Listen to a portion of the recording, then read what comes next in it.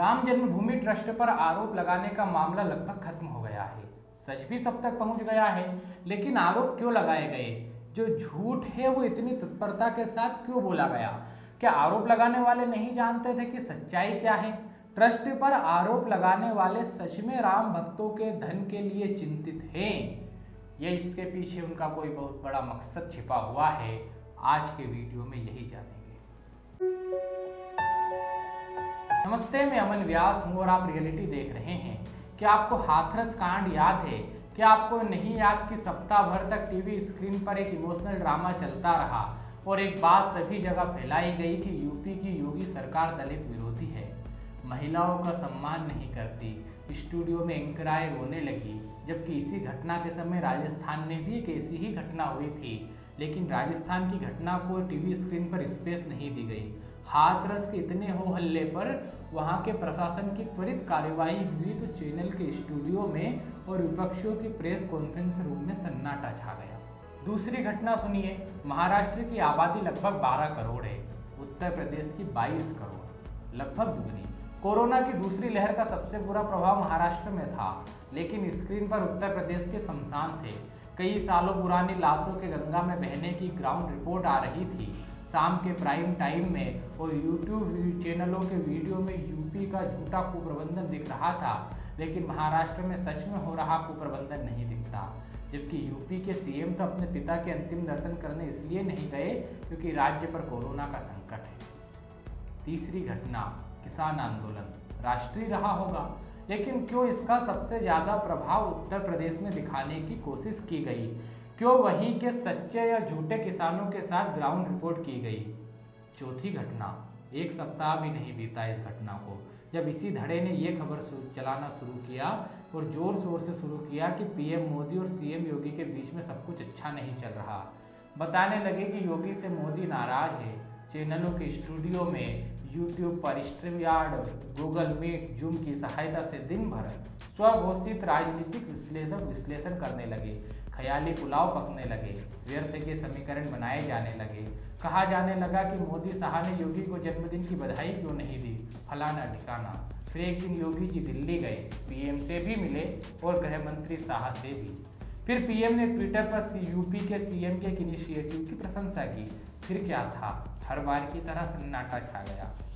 नया मुद्दा लाया गया, राम जन्मभूमि ट्रस्ट पर निराधार आरोप का। आरोप लगाया समाजवादी पार्टी से यूपी के पूर्व मंत्री पवन पांडे और आम आदमी पार्टी के संजय सिंह ने। सपा फिर से यूपी की सत्ता में आना चाहती है और आम आदमी पार्टी भी विधानसभा चुनावों की तैयारी कर रही है। आरोप लगाया गया, ट्रस्ट का जवाब आने से पहले ही इनके चैनलों ने ट्रस्ट के महासचिव को आरोपी सिद्ध कर दिया। कहा ट्रस्ट जवाब नहीं दे रहा, तो 2 घंटे बाद ट्रस्ट ने प्रेस रिलीज जारी कर दी। फिर कहा कि सुल्तान अंसारी क्यों कैमरे के सामने नहीं आ रहा, उसे क्यों छिपाया जा रहा है। अगले दिन वो भी आ गया कागजों के साथ। आरोप लगाने वाले लोगों का पर्दाफाश हो चुका था। आरोप झूठे हैं ये लगाने वाले भी जानते हैं और उनका समर्थन करने वाले वेब पोर्टल और चैनल भी। लेकिन फिर भी आरोप लगाए गए। चैनलों ने अपने प्राइम टाइम में चला भी दिया। हैशटैग चंदा चोर चंपट ट्रेंड भी करवाया गया। जितना गला फाड़ फाड़ कर एंकराओं ने आरोपों को बताया, उनका खंडन उतनी तेजी से नहीं बताया, उतने विश्वास के साथ नहीं बताया। खैर, इन सब घटनाओं का केंद्र यूपी है, 22 करोड़ से अधिक जनता का राज्य। दुनिया में इतनी जनसंख्या के तो बहुत से देश भी नहीं है। 2022 में विधानसभा के चुनाव नहीं है, चुनाव की दरी बिछ रही है, हर कोई उस पर लेटना चाहता है। यूपी जीतने पर दिल्ली जीतने की संभावनाएं बढ़ जाती है, ऐसा कहते हैं। इसलिए ऐसी बेसिर पैर की घटनाएं बनाना शुरू हो गई है। हर मुद्दे से किसी वर्ग को लुभाने की कोशिश की जा रही है। हाथरस में योगी सरकार को दलित विरोधी बताने की कोशिश की गई।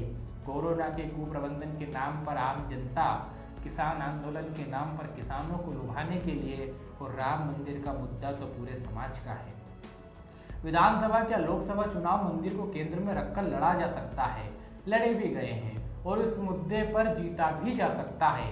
तो योगी सरकार का प्लस पॉइंट है दीपोत्सव से लेकर फैजाबाद से अयोध्या नाम करना, भूमि पूजन में अच्छी व्यवस्था और नई अयोध्या का निर्माण। ये सत्ता में आने की इच्छा रखने वालों के लिए बड़ा भारी संकट है और इसके लिए उनका संकट मोचन कुछ भी नहीं है निराधार आरोपों के अलावा। तो 2022 में यूपी चुनाव के अंतिम चरण में अंतिम मतदाता के वोट पड़ने तक ये आरोप लगते रहेंगे। इसमें सत्ता के भूखे लोग न राम को देखेंगे, न तिरंगे को, न लोगों की श्रद्धा और उनकी भावना को, क्योंकि उन्हें 22 करोड़ जनता के राज्य पर सत्ता सुंदरी के मधुर स्वप्न दिन और रात दिख रहे हैं।